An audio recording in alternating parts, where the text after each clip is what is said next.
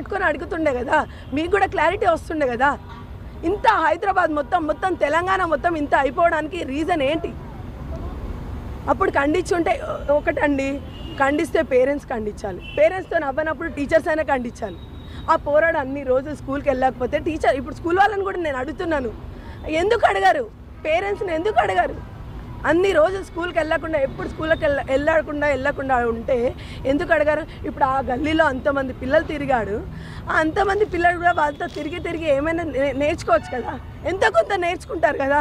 ఇప్పుడు నేర్చుకున్న పిల్లల్ని వాళ్ళని ఎట్లా మీరు చేస్తారు చెప్పండి?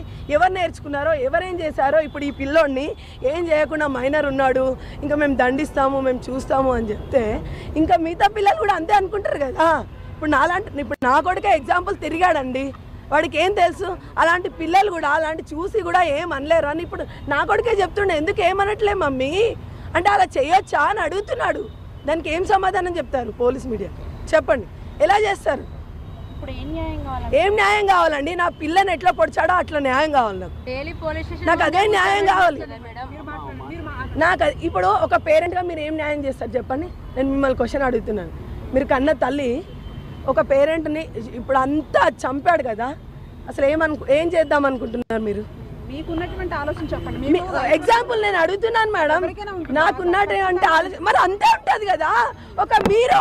అసలు మీరు తల్లి తండ్రి కావచ్చు, మీరు ప్రపంచంలో మీరు ఒక సొసైటీని మంచిగా వాళ్ళ తల్లి తండ్రి ఏమైనా అయిపోనండి, నాకు సంబంధం. వాళ్ళ ప్రభావం కూడా ఉంది ఇంట్లో, ఖచ్చితంగా ఉంది, లేదని నేను చెప్పాను, ఖచ్చితంగా ఉంది. 5 days నుంచి కూడా వాళ్ళు ఇన్ఫర్మేషన్ చెప్పట్లేరు అంటే అసలు మొబైల్ తెచ్చుకున్నప్పటి నుంచే అన్నారు అంటే ఎంతవరకు ఉందో మీరు ఆలోచన చేసుకోండి. సార్ చెప్పినప్పుడే మీరు ఆలోచన చేసుకోవాలి ఎంతవరకు వాళ్ళ ప్రమేయం ఉంది, అసలు ఎందుకు చెప్పకుండా ఉన్నారు, ఎందుకు అట్లా వదిలేశారు పిల్లల్ని చెప్పండి. ఇప్పుడు అబ్బాయి ఇంటికి ఎప్పుడు ఒక్క బర్త్డేకి మాత్రమే వచ్చాడండి. ఆ విషయం కూడా అసలు వాళ్ళ డాడీకి తెలియదు.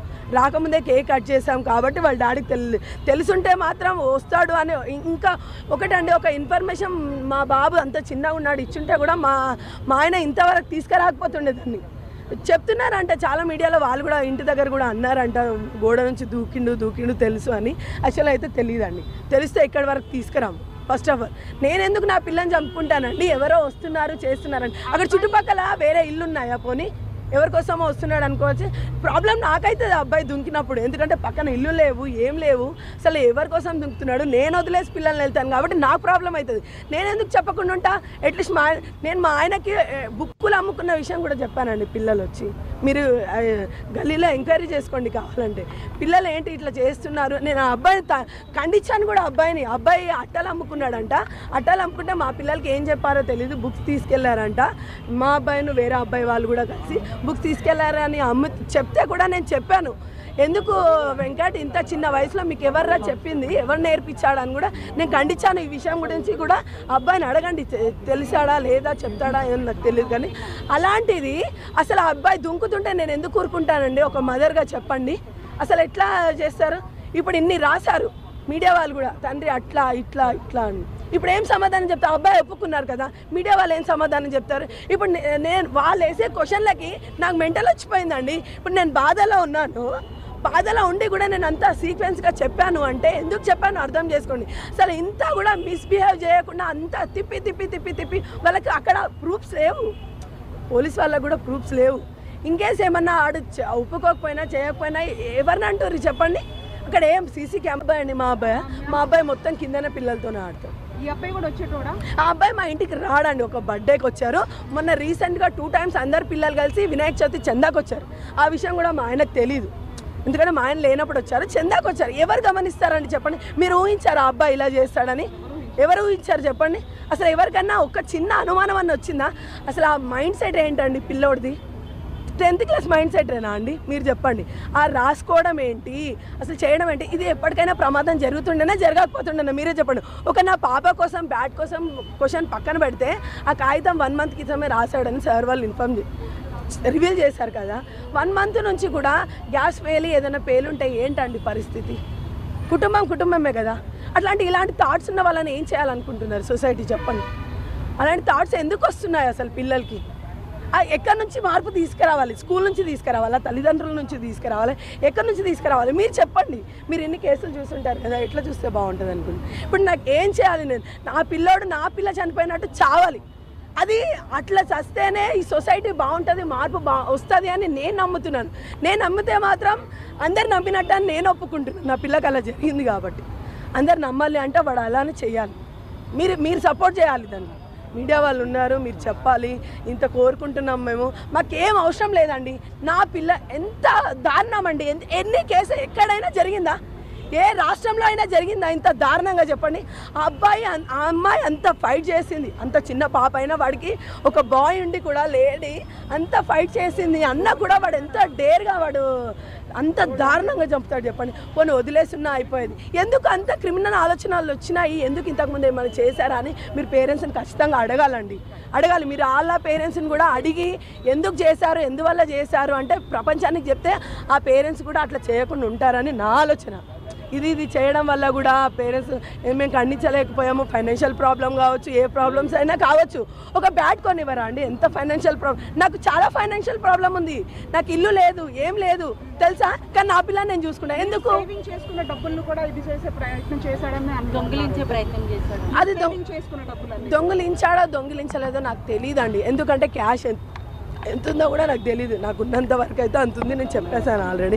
అసలు ఇంకెక్కడెక్కడ పెట్టాను అన్నది కూడా నాకు తెలీదు. ఫస్ట్ ఆఫ్ ఆల్ అది క్యాషే కావచ్చండి, బ్యాటే కావచ్చండి. ఒక ప్రాణం తీయడం ఎంతవరకు కరెక్ట్ అండి చెప్పండి. సరే ఓకే, తీసుకొని పోయాడు, ఏదో చిన్న తప్పుతో వదిలేస్తుంటే మేము.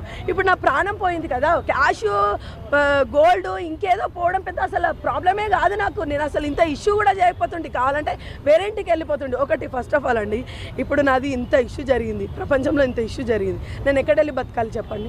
ఇప్పుడు నన్ను ప్రతి ఒక్కరు కూడా ప్రశ్నిస్తారు కదా, ఎవరైనా క్వశ్చన్ చేస్తారు. మీ బాబు ఇట్లా చేశారంట కదా, ఎందుకు, ఎక్కడ ఉంచుకోవాలి? రెంటర్స్ కూడా అడుగుతారు ఇప్పుడు నన్ను, ఎక్కడ ఉంచాలి వీళ్ళకి, ఇట్లా ఇంత జరిగింది, అసలు ఎందుకు ఈ పిల్లలు క్రిమినల్ మైండ్స్ ఉన్నారేమో, మమ్మల్ని కూడా అనుమానిస్తారు కదా. మేము ఎక్కడ వెళ్ళాలి చెప్పండి? అసలు మాకేం లేదు, చేసుకుంటేనే ఆధారం ఉంది. ఇప్పుడు అలాంటిది చేసుకొని ఇంత కష్టపడి ఇంత చిన్నప్పటి నుంచి నేను ఆ పిల్లల్ని అంత బాగా చూసుకున్నాను, అంత బాగా ఏది కావాలంటే అది కొట్టి పెట్టాను. అలాంటిది మంది పేరెంట్స్ కూడా అంతే ఆలోచిస్తే వేరే వాళ్ళకి ఆలోచనలు ఉన్నాయి కదా అని నేను అనుకుంటున్నాను. ఫస్ట్ ఆఫ్ ఆల్ చిన్న బ్యాట్ పెద్ద లక్షల్లో ఉంటుంది కదా అండి. ఒక బ్యాట్ కోసం చంపడం ఎందుకు? ఇది దారుణం చెప్పండి. ఒకటి పెంపకం కూడా కావాలి. ఒకటి ఇక్కడ ఏం అసలు నేను ఎట్లయితే బాధపడ్డానో ఆ తల్లిదండ్రులు అట్లా బాధపడాలని మనస్ఫూర్తిగా కోరుకుంటున్నాను.